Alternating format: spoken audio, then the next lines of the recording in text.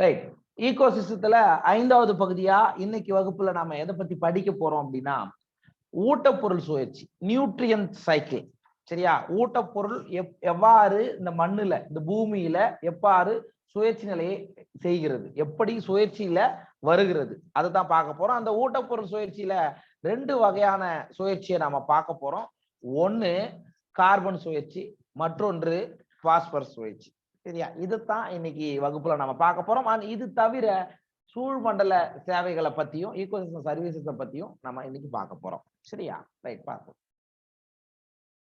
So ஊட்டப்பொருள் சுழற்சி அல்லது ஊட்டச்சத்து சுழற்சி. அப்ப நியூட்ரிஷன் சைக்கிள், நியூட்ரியன் சைக்கிள்னு சொல்லுவோம். நியூட்ரிஷன் இல்ல, நியூட்ரியன் சைக்கிள் அப்படின்னா என்ன சார்?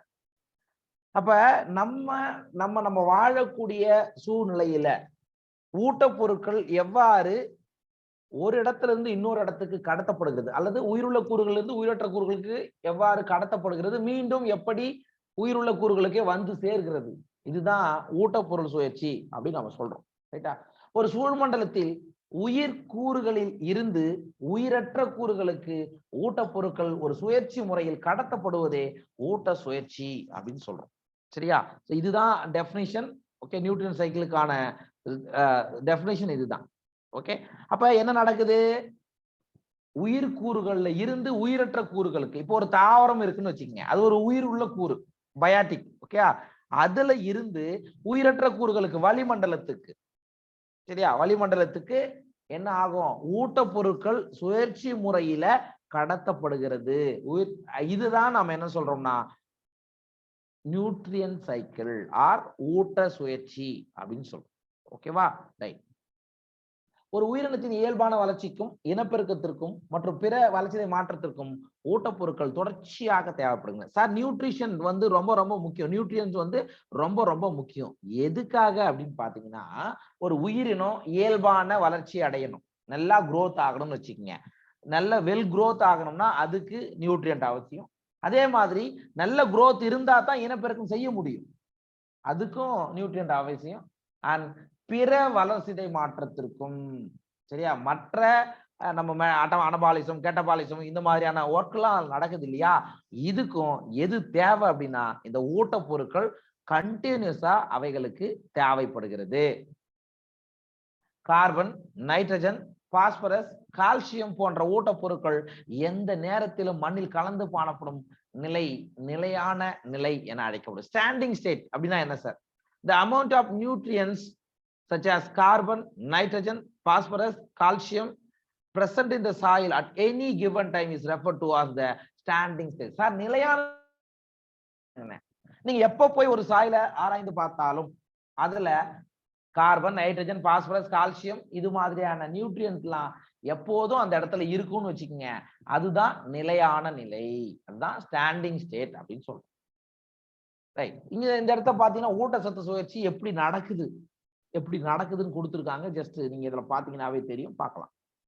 இப்ப ஜஸ்ட் நீங்க பாருங்க, இது பசும் தாவரங்கள் இங்க இருந்து ஆரம்பிக்கிறதுன்னு வச்சுக்கோங்க, அல்லது உற்பத்தியாளர்கள். நமக்கு தெரியும் தாவரங்கள் என்பவைகள் உற்பத்தியாளர்கள், பெரும்பாலுமே உற்பத்தியாளர் என்பது பிளான்ட்ஸ் தாங்க. அப்ப தாவரங்கள் என்ன ஆகுது? With the help of sunlight, சூரிய ஒளியின் முன்னிலையில் பிளான்ட் என்ன பண்ணுது? போட்டோசிந்தசிஸ் பண்ணுது. ரைட்டா? ரைட். அதனால அதுக்கு தேவையான ஃபுட்டை எடுத்துக்குதுங்க. ரைட்டு. இதை யார் சார் சாப்பிடுறா? அங்கிருந்து தாவர உண்ணிகள். சரியா? அதுல இருந்து, அப்ப தாவர உண்ணிகள்ல இருந்து இந்த ஊட்டப்பொருட்கள் அப்படியே மாற்றப்படுகிறது. சரியா? தாவர உண்ணிகள் இருந்து ஊன் உண்ணிகள், விலங்கு உண்ணிகள். சரி, ஹெர்பிவோர், கார்னிவோர். அதுக்கப்புறம் செத்து போச்சுன்னா டீகம்போசர். அண்ட் மறுபடியும் டீகம்போஸ் ஆன பிறகு எங்க வந்துருது? இந்த நியூட்ரியன்ட் பாண்ட். சரியா? ஊட்டச்சத்து குளம், அதாவது நம்முடைய மண்ணிலேயோ நீர்லயோ வளிமண்டலமோ, அது எந்த வகையிலான ஊட்டப்பொருள் என்பதை அடிப்படையாக வருது. இப்ப நைட்ரஜன் அப்படின்னா நமக்கு வாயுவாக போயிடும். சரியா? வாயு நிலையில போயிடும். ஓகே, அந்த மாதிரி எந்த வகையிலானது அப்படின்றத பொறுத்து மண்ணோ நீரோ வளிமண்டலமோ மறுபடியும் அங்கேயே போயிடுங்க. மறுபடியும் என்ன ஆகும்? இப்ப ஃபார் எக்ஸாம்பிள் மண்ணுல நைட்ரஜன் கலந்து இருக்குன்னு வச்சுக்கோங்க, அந்த மண்ணுல இருக்கக்கூடிய நைட்ரஜனை யார் எடுத்துக்குவாங்க? மறுபடியும் தாவரங்கள் எடுத்துக்குவாங்க. இப்படித்தான் நைட்ரஜன் அப்படின்றது அப்படி எப்படி உயிருள்ள பொருட்களில் இருந்து உயிரற்ற பொருட்களுக்கு வந்து சேர்கிறது. சரியா? மறுபடியும் அங்கிருந்து உயிருள்ள பொருட்கள் எப்படி போகுது இதை எடுத்துரைப்பது தாண்டா ஊட்டச்சத்து சுழற்சி, நியூட்ரியன் சைக்கிள் சொல்றோம். இது புரிஞ்சிச்சா? இந்த நிலையானது பல்வேறு வகையான சூழ்மண்டலம் மற்றும் பருவ காலத்தை பொறுத்து வேறுபடலாம். சார், இந்த மாதிரியான நியூட்ரியன்ட் எல்லாம் இருக்குது இல்லைங்களா, அதைத்தான் நம்ம நிலையான நிலைன்னு சொல்றோம். இது எல்லாத்துக்கும் ஒரே மாதிரியா இருக்குமானா கிடையாதுங்க. ஒரு பர்டிகுலர் சீசனுக்கு மேபி வேரி ஆகலாம். ஓகே, சூழ்மண்டலம் மற்றும் பருவ காலத்தை பொறுத்து இது வேறுபடலாம்ன்றாங்க. சூழ்மண்டலத்தில் முக்கியமாக பாராட்டப்பட வேண்டியது எதுவெனில் இங்கு ஊட்டப்பொருட்கள் வீணாவது கிடையாது. நியூட்ரியன் சைக்கிள்ல வந்து முக்கியமான விஷயம் அப்படின்னா எந்த விதமான ஊட்டப்பொருட்களும் வேஸ்டா போவது கிடையாது.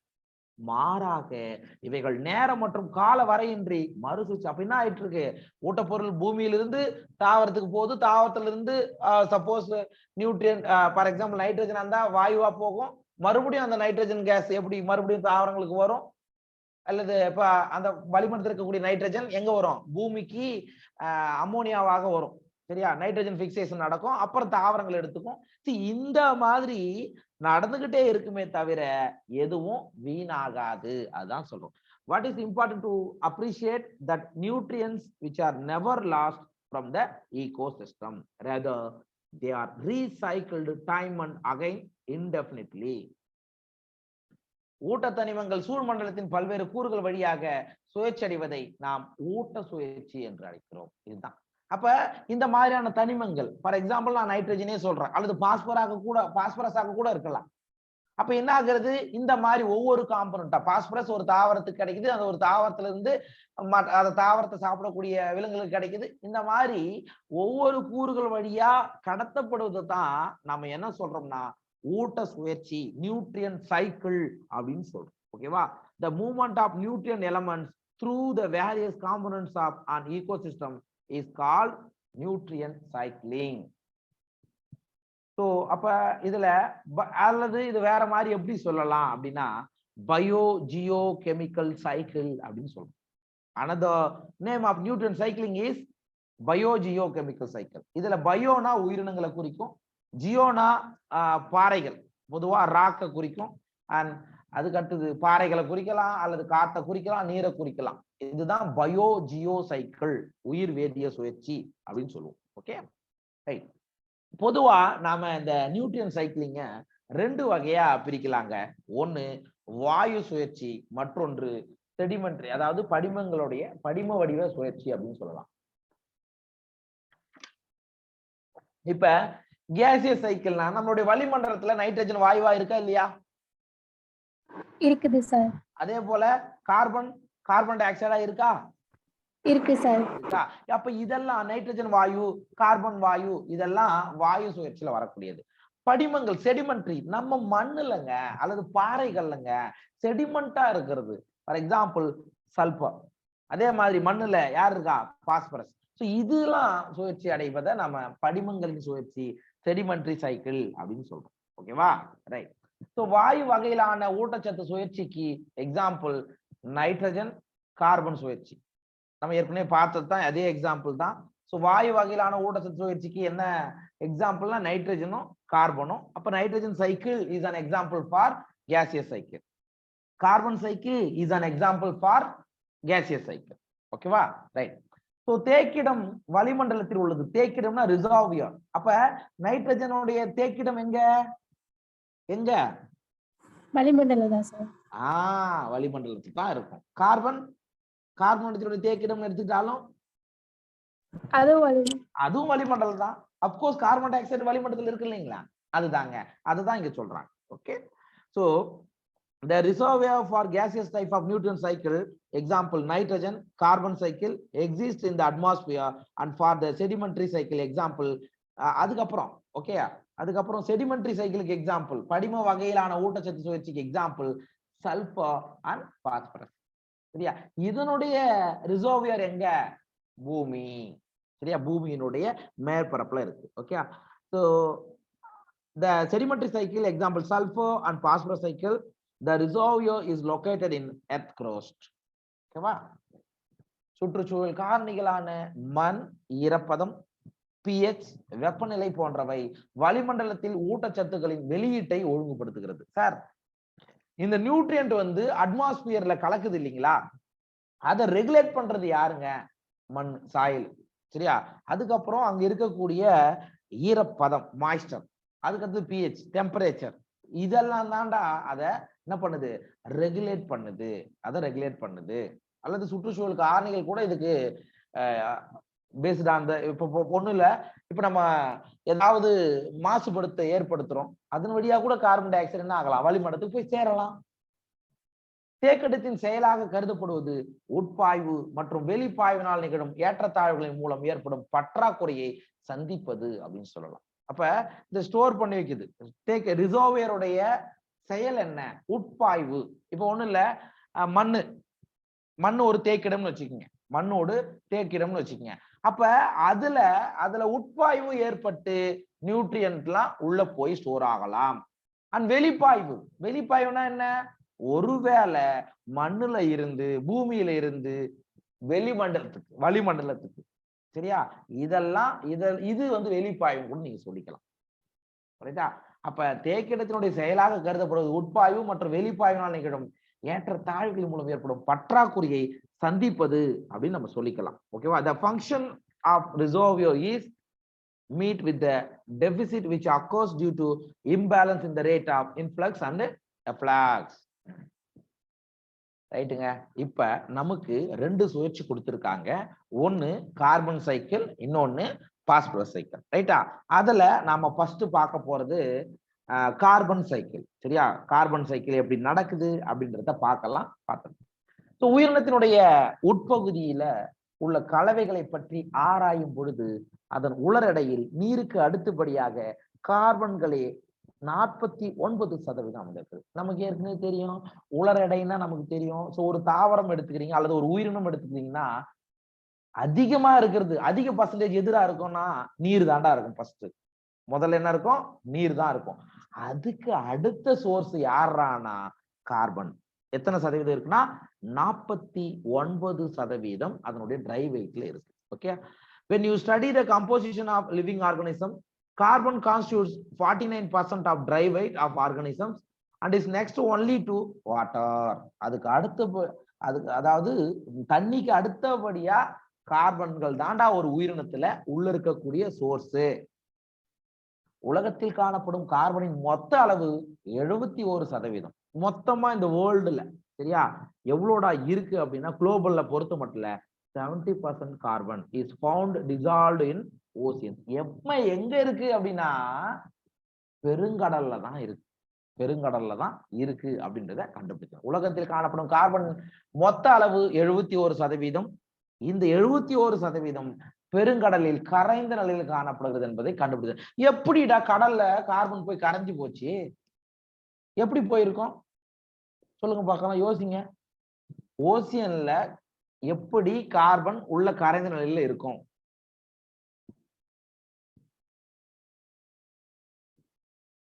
ஒருத்தருக்கும் தெரியாதா?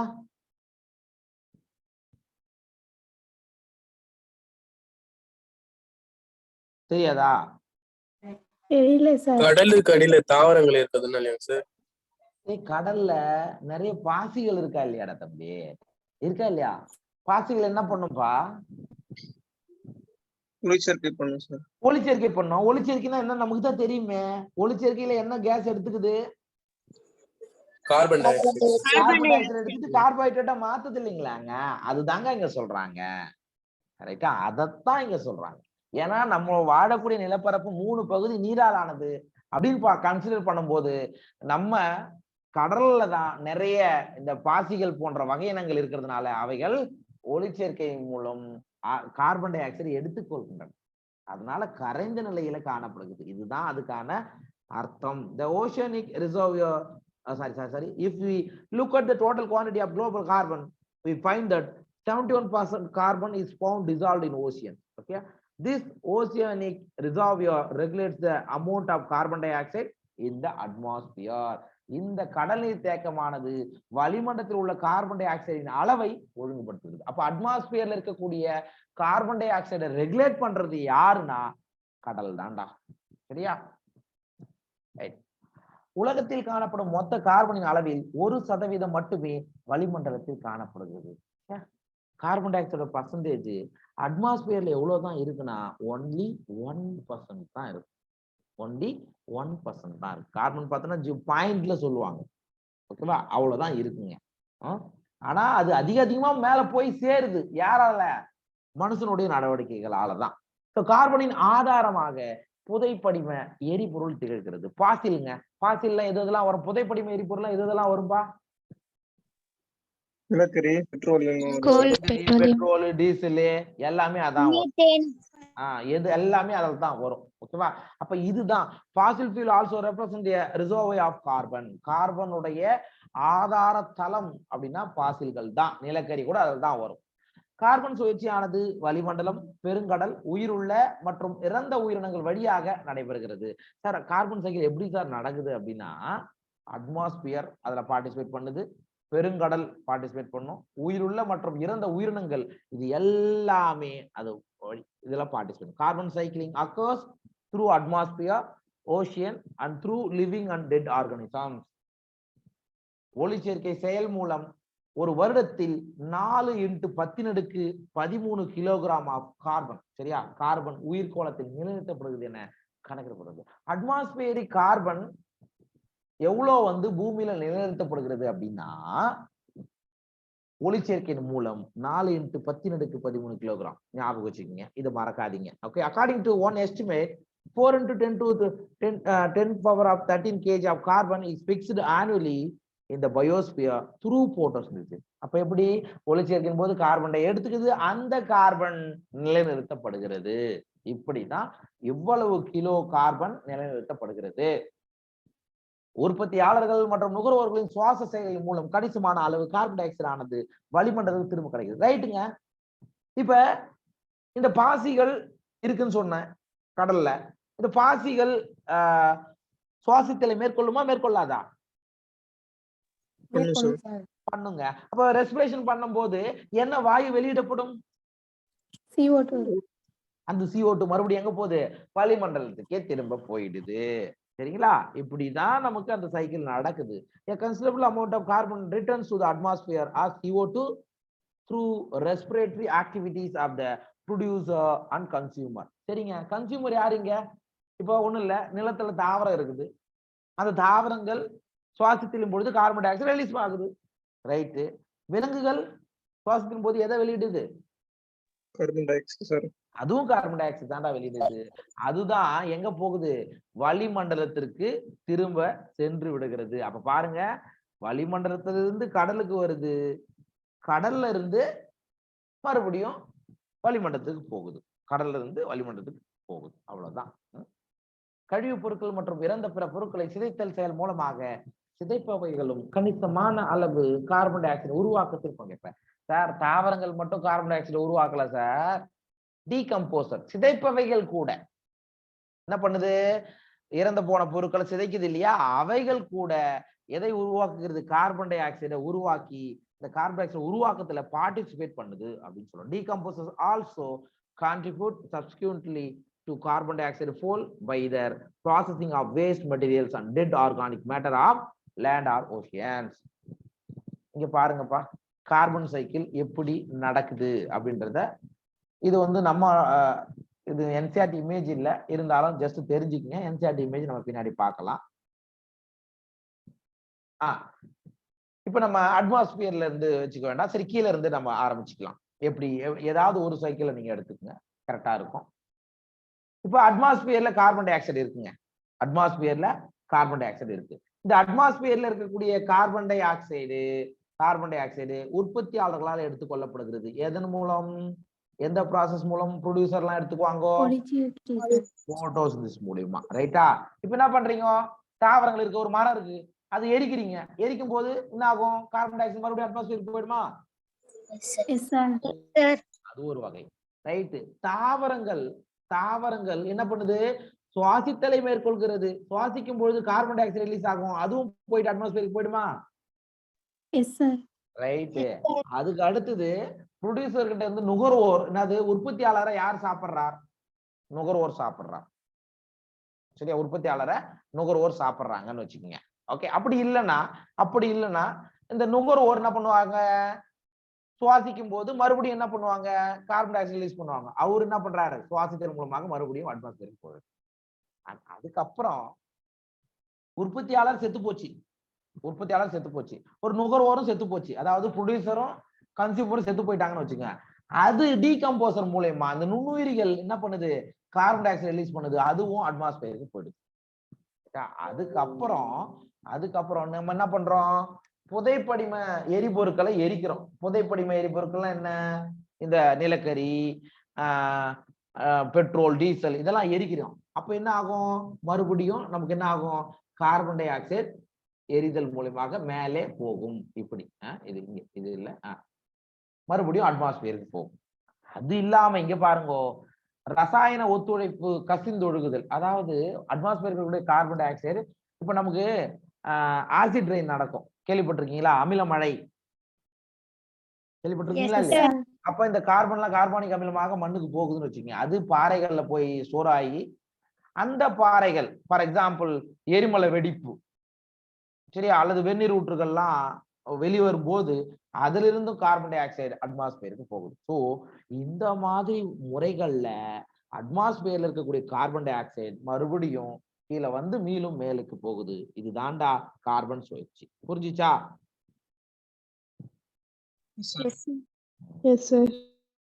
சில அளவு நிலைப்படுத்தப்பட்ட கார்பன் ஆனது படிவுகளாக இழக்கப்பட்டு சுழற்சியிலிருந்து நீக்கப்படுகிறது. ஒரு சில சமயங்கள்ல என்ன ஆகும் அப்படின்னா, பிக்சேஷன் ஆன கார்பன், இப்போ அட்மாஸ்பியர்ல இருந்து பூமிக்கு வந்த கார்பன் என்னவா மாறிடுது, படிமங்களாக இழக்கப்பட்டு சுழற்சியிலிருந்து நீக்கப்படுகிறது அப்படின்னு சொல்லலாம்.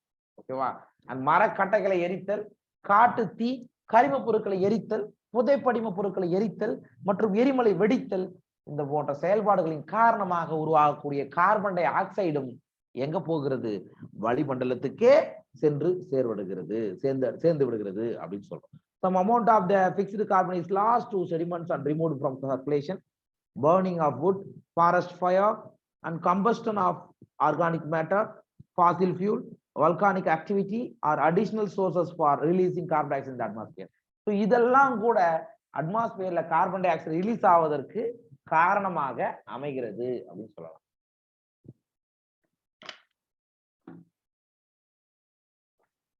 மனித நடவடிக்கைகளும் கார்பன் சுழற்சியை கணிசமாக பாருங்க. சார் நம்மளோட ஆக்டிவிட்டி கூடங்க என்ன பண்றோம், நம்ம கூட காட்டையை வெட்டி எரிக்கிறோம், கார்பன் டை ஆக்சைடு மேல போகுது.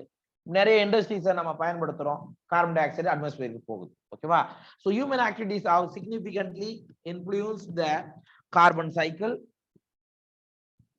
பெருமளவு காடுகளை அழித்தல், ஆற்றல் தேவைக்காக அதிக அளவு பரிம எரிபொருட்களை எரித்தல் மற்றும் மோட்டார் போக்குவரத்து வாகனங்களை அதிகரிப்பு போன்ற செயல்பாடுகளால் கார்பன் டை ஆக்சைடு வெளியீடானது வெளிமண்டலத்தில் அதிகரித்துள்ளது எனலாம். இப்ப என்ன பண்றோம், நிறைய காடுகளை அப்படியே வெட்டி போட்டு கொளுத்துறோம், ஆட்டோமேட்டிக்கா கார்பன் டை ஆக்சைடு வளிமண்டலத்துக்கு போகும்.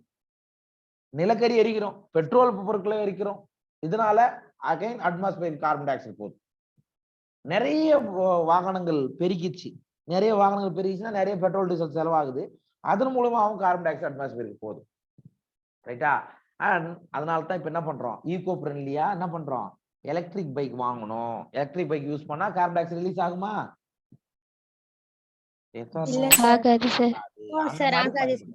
சரிங்களா? இது கூட என்ன ஆகுது, கார்பன் டை ஆக்சைடு அளவை அட்மாஸ்பியர்ல increase பண்ணுதுப்பா.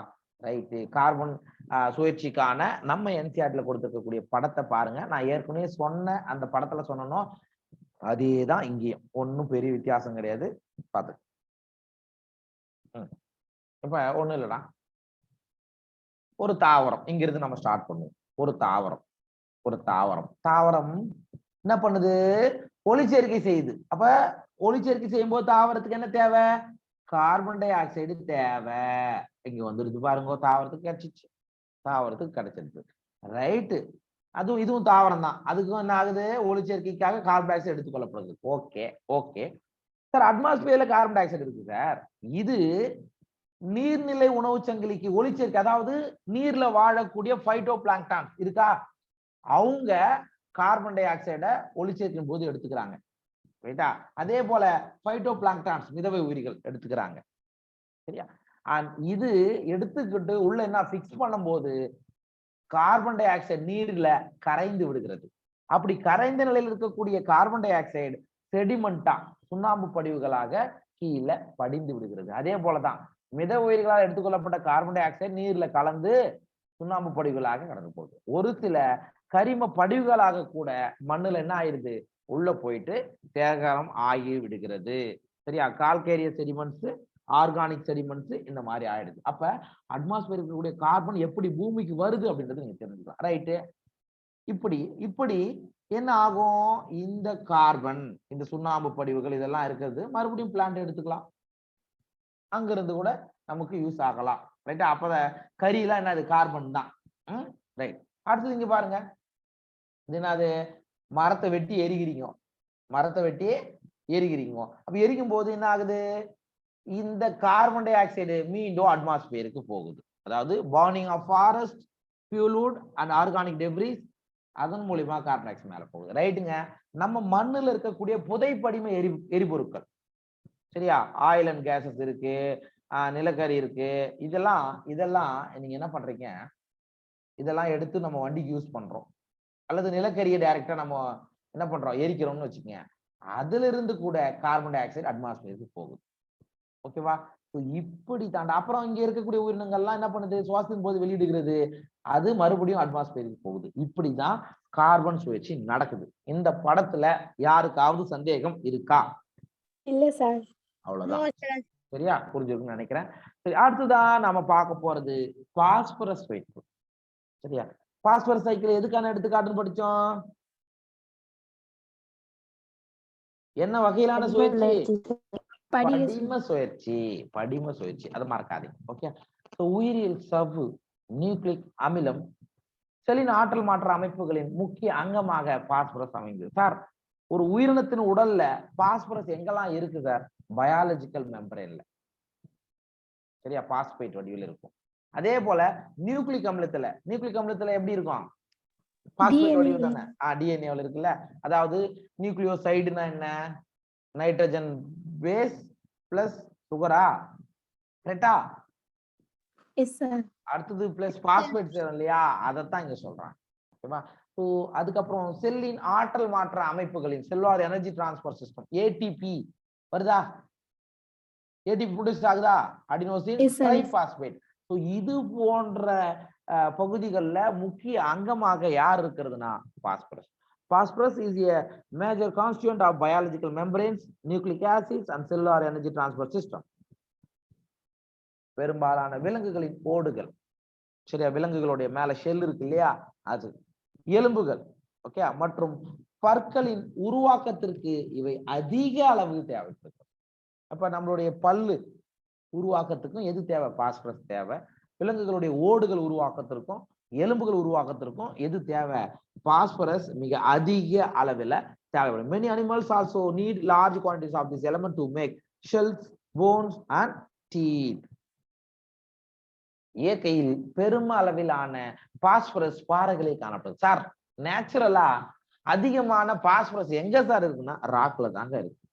Okay, the natural reservoir of phosphorus is rock which contains phosphorus in the form of phosphates. Okay, பாறைகளில் பாஸ்பரஸ் ஆனது எந்த வடிவில் இருக்குன்னா பாஸ்பேட், சரியா, PO4 இந்த ஃபார்ம்ல தான் இருக்கும். கேள்வியா கூட வரலாம். பாறைகள் உதிரும் பொழுது கொஞ்சம் வெதர் ஆகுது, உதிரும் போது மிகச்சிறிய அளவு பாஸ்பேட் ஆனது மண் கரைசலில் கரைகிறது. சரியா? when rocks are weathered, minute amounts of these phosphates dissolve in soil solution and are absorbed by the roots of the plant. அப்படி மண்ணுல உதிர்ந்த அந்த பாஸ்பரஸை யார் எடுத்துக்கிறா அப்படின்னா தாவரங்களுடைய வேர்கள் மூலம் தாவரங்கள் எடுத்துக்கொள்கிறது, உறிஞ்சி கொள்கிறது. தண்ணி, மினரல்ஸ் எல்லாம் உறிஞ்சும் போது அந்த மினரலோடு சேர்ந்து பாஸ்பரஸும் தாவரங்களால் எடுத்து கொள்ளப்படுகிறது. தாவர உண்ணிகள் மற்றும் பிற விலங்குகள் தாவரங்களை உணவாக உட்கொள்வதன் மூலம் இத்தனிமத்தை பெறுகிறது. ரைட்டுங்க? இப்ப தாவரங்கள் என்ன பண்ணுது, பிளான்ட் என்ன பண்ணுது, வாட்டரையும் மினரலையும் அப்சார்ப் பண்ணும்போது பாஸ்பரஸையும் அப்சார்ப் பண்ணிக்கிச்சிங்க. சார், அப்ப தாவரங்கள் இருக்கக்கூடிய பாஸ்பரஸ் எப்படி சார் மற்றவைகளுக்கு, மற்ற விலங்குகளுக்கு மாறுது அப்படின்னா, விலங்குகள் என்ன பண்ணுது, தாவரத்தை விலங்குகள் உணவாக எடுத்துக்கொள்கின்ற பொழுது தாவரத்தில் இருந்து அந்த பாஸ்பரஸ் அல்லது பாஸ்பேட் ஆனது விலங்குகளுக்கு உள்ளே சென்று விடுகிறது அப்படின்னு சொல்லலாம். Okay. So when rocks are weathered, minute amounts of this phosphorus dissolve in the soil solution and are absorbed by the roots of the plants. Herbivores and other animals obtain this element from plants. பாஸ்பேட்டை கரைய செய்யும் பாக்டீரியங்கள் மூலம் கழிவுப் பொருட்கள் மற்றும் இறந்த உடல்கள் சிதைக்கப்பட்டு phosphorus வெளியேற்றப்படுகிறது. ரைட்டுங்க. இப்ப கழிவுப் பொருட்கள் இருக்குன்னு வச்சுங்க, அல்லது இறந்து போன உயிரினம். இப்ப இறந்து போன உயிரினத்துக்குள்ள எப்படி பாஸ்பரஸ் வந்ததுன்னா, இப்ப ஒரு மாடு தாவரத்தை சாப்பிடுது, தாவரத்தில் இருக்கக்கூடிய பாஸ்பரஸ் பாஸ்பேட்டு அந்த மாட்டுக்கு போகுது, அந்த மாடு செத்து போச்சுன்னு வச்சுக்கோங்க, அது என்ன ஆகும்? சிதைக்கப்பட்டு மீண்டும் பாஸ்பரஸ் மண்ணுக்கே வந்து விடுகிறது. அதான் சொல்றாங்க. The waste products and the dead organisms are decomposed by phosphate solubilizing bacteria releasing phosphorus. Carbon சுழற்சியை போல் அல்லாமல் பாஸ்பரஸ் ஆனது சுவாச செயல்முறை மூலம் வளிமண்டலத்தில் வெளிவிடப்படுவது கிடையாது. இப்ப நம்ம படிச்ச முன்னாடி கார்பன் சைஸ், அது கேசியஸ் சைக்கிள்ங்க. ஆட்டோமேட்டிக்கா என்ன ஆகுது? தாவரங்கள் சுவாசிக்கும் போது, அதாவது கார்பன் டை ஆக்சைடு வெளியிடும் போது அட்மாஸ்பியருக்கு போகுது. ஆனா அப்படி பாஸ்பரஸ் அட்மாஸ்பியருக்கு போவது கிடையாது. Unlike carbon cycle, there is no respiratory release of phosphorus into atmosphere. Carbon சுழற்சியான பாஸ்பரஸ் சுழற்சியின் ரெண்டு முக்கிய வேறுபாடுகள். கார்பன் சுழற்சிக்கும் பாஸ்பரஸ் சுழற்சிக்கும் உள்ள வித்தியாசம் என்னன்னு பாருங்க. வளிமண்டலத்தில் மழை பொழிவின் மூலம் கிடைக்கும் பாஸ்பரஸ் அளவானது கார்பன் அளவை காட்டிலும் மிக குறைவு. இப்ப ஒண்ணு இல்லை, நான் ஏற்கனவே சொன்னது போலதான். இப்ப அட்மாஸ்பியர்ல இருந்து நமக்கு ஆசிட் ரெயின் எல்லாம் ஏற்படுகிறதுங்க. ரைட்டா? அதன் மூலமா பூமிக்கு வரக்கூடிய பாஸ்பரஸோட அளவு கார்பனை கம்பேர் பண்ணும்போது ரொம்ப ரொம்ப கம்மி. The other two major and important differences between carbon and phosphorus cycle are, firstly, atmospheric inputs of phosphorus through rainfall are much smaller than carbon inputs. அதுக்கு அடுத்தது இரண்டாவது, உயிரினங்கள் மற்றும் சுற்றுப்புறல் சூழலுடனான பாஸ்பரஸ் பரிமாற்ற அளவும் மிக மிக குறைவு. அதாவது என்ன சொல்றாங்க? gaseous exchange of phosphorus between organism and environment. உயிரினங்களுக்கும் சுற்றுச்சூழலுக்கும் பாஸ்பரஸ் பரிமாற்றம் என்பது ரொம்ப ரொம்ப கம்மி தான். அதனால கார்பன் சைக்கிள் மாதிரி இதுல கிடையாது அப்படின்றத நம்ம புரிஞ்சுக்கலாம். ரைட்டா? ரைட். இந்த இடத்த பாருங்க. பாஸ்பரஸ் சைக்கிள் ஒரு சுருக்கப்பட்ட ஒரு மாதிரி என்ன நடக்குது அப்படின்றத நம்ம இந்த படத்தை பாருங்க. படம் சார்ந்த வினாக்கள் கேட்டாங்கன்னா நமக்கு கேட்கலாம். ரைட். நமக்கு பாஸ்பரஸ் முதல்ல எங்க இருக்குங்க? பாறைகள் தானே இருக்கு, இருக்கா? அந்த பாறைகள் சிதைக்கப்படுகின்றன. தட்பவெட்ப சிதைவு, வெதரிங். ராக் மினரல்ஸ் என்ன ஆகுது? வெதர் ஆகும் போது அந்த பாஸ்பரஸ் மண்ணுல கரைந்து விடுகிறது. என்ன ஆகுது? மண்ணுல கரைந்து விடுகிறது. அந்த மண்ணுல இருக்கக்கூடிய கரைந்தல இருக்கக்கூடிய பாஸ்பேட்டை யார் எடுத்துக்கிறா? உற்பத்தியாளரான தாவரம் எடுத்துக்கொள்கிறது. Uptake by producer. இது ஒரு முறை, இது ஒரு முறை. ரைட்டுங்க. மண்ணுல இருக்கக்கூடிய அந்த பாஸ்பேட் பாஸ்பரஸ் மீண்டும் கூட எங்க போகலாம்? ரன் அப் ஆகிட்டு மறுபடியும் மண்ணுக்கே போகலாம், உள்ள கூட போகலாம். ரைட்டா? ரைட்டுங்க. ஓகே. இப்போ உற்பத்தியாளர் இங்கிருந்து வருவோம். சாயில் சொல்யூஷன் இருக்கக்கூடிய பாஸ்பரஸ் பாஸ்பேட் எங்க போயிடுச்சு? பிளான்ட் உற்பத்தியாளருக்கு போயிடுச்சு. இந்த உற்பத்தியாளரை யார் சாப்பிடுறா? கன்சியூமர் சாப்பிடுறா, அதாவது விலங்குகள் சாப்பிடுது. அங்கிருந்து இந்த பாஸ்பரஸ் எங்க வருது? விலங்குகளுக்கு வருது. அந்த விலங்கு செத்து போச்சு. கழிவுப் பொருட்கள் என்ன ஆகும்? மறுபடியும் சிதைக்கப்பட்டு மண்ணுக்கு அந்த பாஸ்பரஸ் ஆனது திரும்ப வந்து விடுகிறது. அல்லது உற்பத்தியாளர்கள் இருக்குன்னு வச்சுக்கோங்க, தாவரங்கள் லிட்டர் ஃபால், ஏதாவது கழிவுப் பொருட்கள் கீழே விடுதுங்க, இலை இதெல்லாம் விடுதுங்க. அதுவும் என்ன ஆகுது? கழிவுப் பொருட்களாக மாறி சிதைந்து மண்ணுக்கு போய் விடுகிறது. இப்படிதான் பாஸ்பரஸ் சைக்கிள் நடைபெறுகிறது. இந்த சைக்கிள் புரிஞ்சுச்சா? புரிஞ்சு சார்.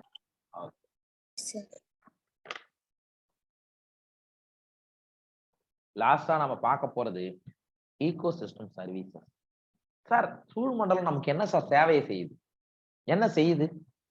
நம்ம வாழக்கூடிய இந்த சூழ்மண்டலம் நமக்கு என்ன ஹெல்ப் பண்ணுது? சொல்லுங்க பார்க்கலாம். ஒண்ணுமே பண்ணலையா? தேவைகள் எல்லாமே சுற்றுச்சூழல் சார்ந்ததான் சார் இருக்கு. ஆமாமா, தண்ணி கொடுக்குது. சரியா? தண்ணி சுற்றுச்சூழல் தான் கிடைக்குது, மழையா கிடைக்குது. காற்று கொடுக்குது. மகரந்த சேர்க்கைக்கான காரணிகளை தருது. நம்ம சுற்றி இருக்கக்கூடியது தான், அதுவும் சூழ்மண்டலோடைய சேவைகள் தான். ரைட்டா? விதை பரவதற்கான என்னமா புரியல? நாம வாழ்றதுக்கு இடம் தருது. வாழ்றதுக்கு இடம் தருது. இது எல்லாமே சூழ்மண்டலத்தோட சேவைகள் தான்ப்பா. ரைட்டா? அதைத்தான் நாம இப்ப பார்க்க போறோம். ரைட். ஆரோக்கியமான சூழ்மண்டல அமைப்பானது பரவலான பொருளாதார சுற்றுச்சூழல், அழகியல் மற்றும் சேவைகளை அடிப்படையாக கொண்டது. Healthy ecosystem are the base for a wide range of economic, environmental and aesthetic goods and services. நமக்கு தருதுங்க சுற்றுமண்டலம், என்னென்னவோ தருதுங்க. பொருளாதார மதிப்புமிக்க பொருட்களை தருது, நம்ம கண்ணை கவரக்கூடிய மலரை தருது. சரியா? இந்த மாதிரி நிறைய சேவைகளை ஹியூமன் ஆகிய நமக்கு தருகிறது. யாரு? இந்த சூழ்மண்டலம். சூழ்மண்டல செயல்முறைகளின் மூலம் கிடைக்கும் விளைபொருட்கள் சூழ்மண்டல சேவைகள் என பெயரிடப்பட்டுள்ளன. எது எதெல்லாம் இந்த ஈகோசிஸ்டம் சர்வீஸ் மூலமா the products of ecosystem process are named and ecosystem service. எது எதெல்லாம் கிடைக்குதோ, அப்ப தண்ணி கிடைக்குது, நமக்கு வேற என்ன கிடைக்குது? மழை, தண்ணி கிடைக்குது, காத்து கிடைக்குது, வெப்பம், எல்லாமே கிடைக்குது இல்லையா? இதெல்லாம் நம்ம என்ன சொல்லலாம்னா ஈகோசிஸ்டம் நமக்கு தரக்கூடிய சர்வீஸ், அது செய்யக்கூடிய சர்வீஸ்ன்னு நம்ம வச்சுக்கலாம். எடுத்துக்காட்டாக ஆரோக்கியமான வன சூழ்மண்டலமானது காற்று மற்றும் நீரை சுத்தமாக்குதல். இப்ப அட்மாஸ்பியர்ல போகக்கூடிய கார்பன் டை ஆக்சைடு தாவரங்களால் உள்ளெடுத்து கொள்ளப்பட்டு சுத்தமான ஆக்சிஜனா வெளியாகுதா? ஆகுதா இல்லையா? அது ஒரு சேவை தான்டா. ரைட்டா? வறட்சி மற்றும் பெருவெள்ளங்களை குறைத்தல். கண்டிப்பா நல்லா மழை பெஞ்சிச்சுன்னா வறட்சி இருக்காதுங்க. ஓகேவா? பெருவெள்ளங்களை குறைக்கணும்னா அட்மாஸ்பியர்ல எந்த ஒரு பிரச்சனையும் இல்லாம பொல்யூஷன் எல்லாம் ஏற்படாம இருந்தா பெருவெள்ளங்களை குறைக்கும்.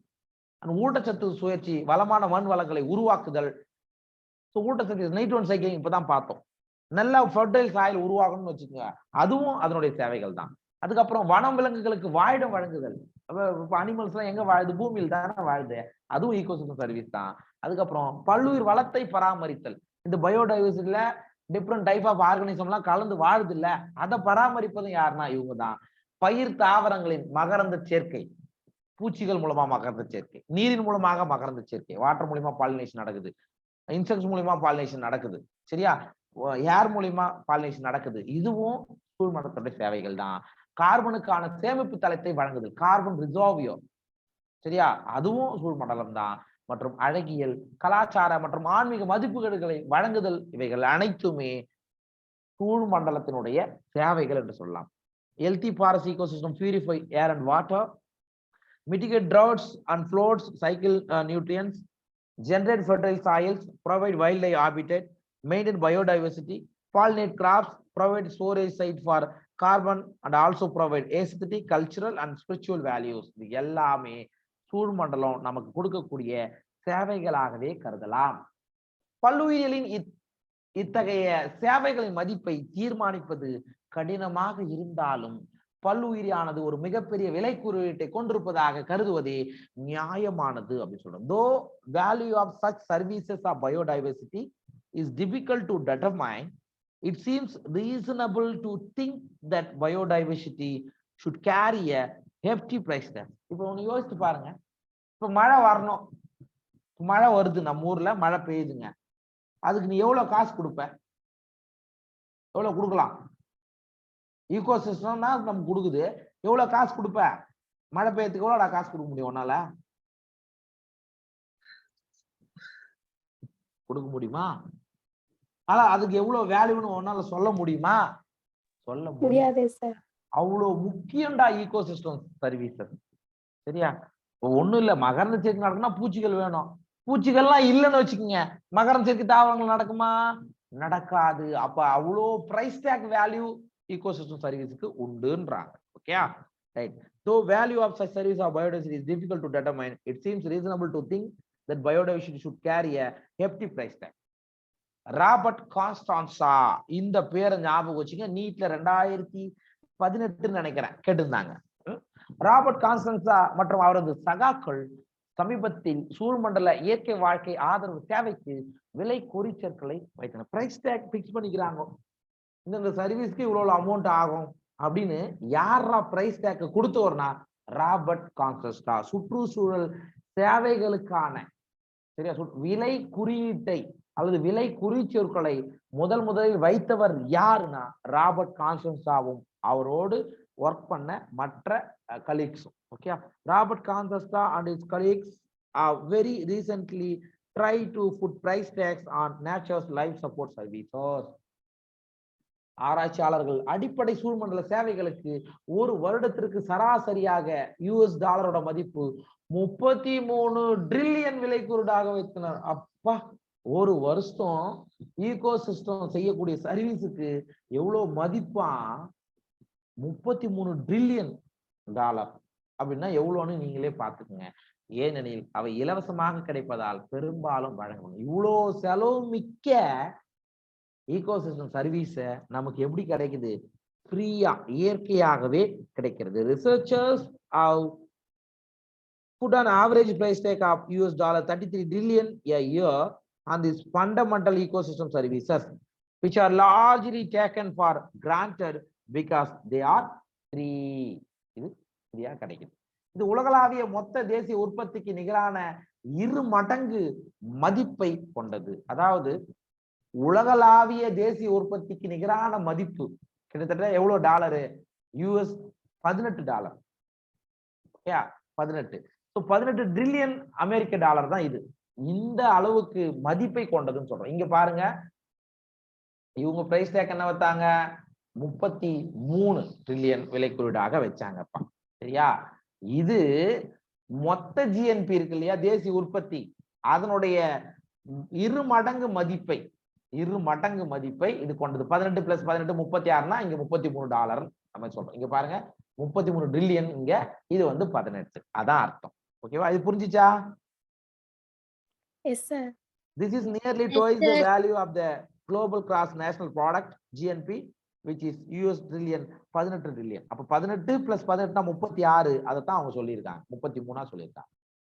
பல்வேறு சூழ்மண்டல சேவைகளின் மொத்த செலவில் சுமார் 50% மண் உருவாக்கத்திற்கும் மற்றும் மற்ற பங்களிப்புகளான மீண்டும் உருவாதல், ரீக்ரியேஷன், ஊட்டச்சத்து சுழற்சி போன்ற பிற சேவைகள் ஒவ்வொன்றுக்கும் 10% குறைவாகவே செலப்படுகிறது. அப்ப மொத்த இந்த சூழ்மண்டல சேவைகளோட செலவுல எடுத்துட்டீங்கன்னா 50% யாருக்கு யூஸ் ஆகுதுன்னா புதுசா மண் உருவாக்கத்திற்குங்கப்பா.